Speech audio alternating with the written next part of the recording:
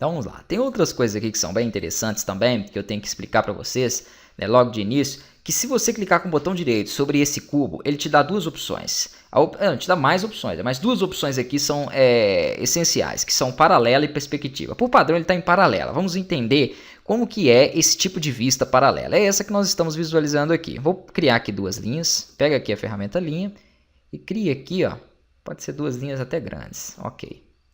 ESC, fiz a primeira, vou fazer a outra aqui embaixo, vou pegar novamente ela. Beleza.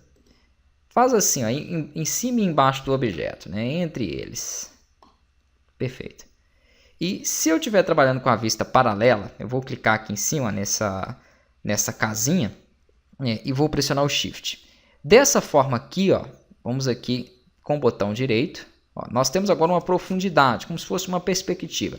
Quando eu cliquei ali, ele já me jogou para a vista em perspectiva. Eu vou clicar em paralela e percebam a diferença, né? Eu sempre vou visualizar essa linha no mesmo plano, ó, como se ela tivesse ali criada, mas eu não tenho uma noção de profundidade boa. Se você quiser aplicar noção de profundidade dentro do seu projeto, é interessante que você visualize em perspectiva. Olha lá. Assim, ele dá uma noção um pouco maior de profundidade, né? Então, sempre que você tiver que apresentar isso, às vezes é um plano muito grande, uma área grande que você está trabalhando e você quer fazer uma visualização aí, né, em profundidade, você precisa utilizar esse recurso de perspectiva. Geralmente, quando você clica aqui no View Cube, ele já te dá essa vista em perspectiva. Ele entende que o 3D realmente é mais interessante em perspectiva, e com certeza é mais interessante em perspectiva. É uma das grandes vantagens que você poder ver, né, esse plano 3D em perspectiva. Então, três dimensões e, além disso, profundidade. Vamos lá.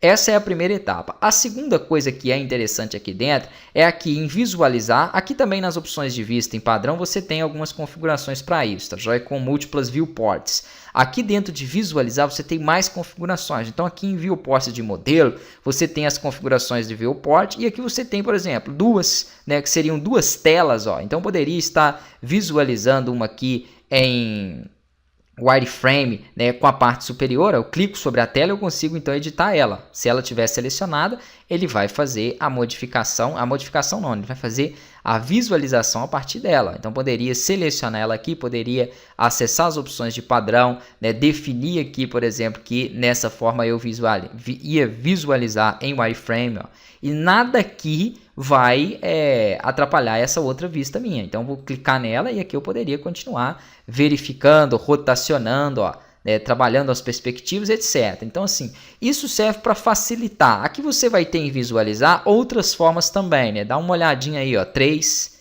onde ele fica duas à direita. Você tem opções também de divisão horizontal, que eu não gosto, tá joia? Eu gosto de utilizar o seguinte, essa última aqui, ó, ela é interessante, que é quadro esquerda. Você tem aqui uma visualização um pouco maior, para que você possa trabalhar com o seu projeto, né? E aqui você consegue fazer algumas vistas. Então poderia pedir aqui, por exemplo, para essa primeira ficar, ó, na parte superior mesmo. Vou clicar aqui novamente, ela fica na parte superior. Eu aproximo ali, eu ajusto tudo o que eu quero aqui, ó. Beleza. Poderia ser o wireframe, etc. Essa segunda aqui à esquerda, ó, maravilha. E essa terceira, vamos pôr à direita. Pronto. E aí eu tenho então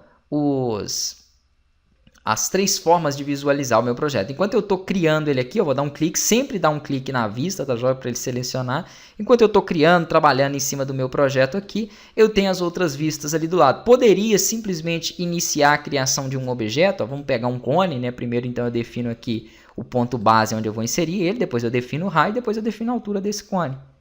Ó, perfeito. Ó. A criação dele aqui, por exemplo, em 3D, às vezes fica mais fácil, dependendo do objeto. Mas ali eu já não tive uma regulagem tão simples, né, do raio daquele cone. Ele ficou muito grande, ó. Cobriu todos aqueles objetos. Vou dar um Ctrl Z, vou fazer novamente aqui, ó. Vou pegar de novo o cone, vou dar um clique, ó lá. Aí você tem que redimensionar direitinho aqui e reajustar. Eu acho mais fácil criar a partir da vista superior, né? Aí também fica a critério de cada um, isso vocês vão pegando com o tempo aí. Vou deixar ele menorzinho para não atrapalhar, mas aqui eu consegui ver então, ó, a criação dele e a apresentação dele em todas as outras vistas que eu tenho aí dentro do projeto.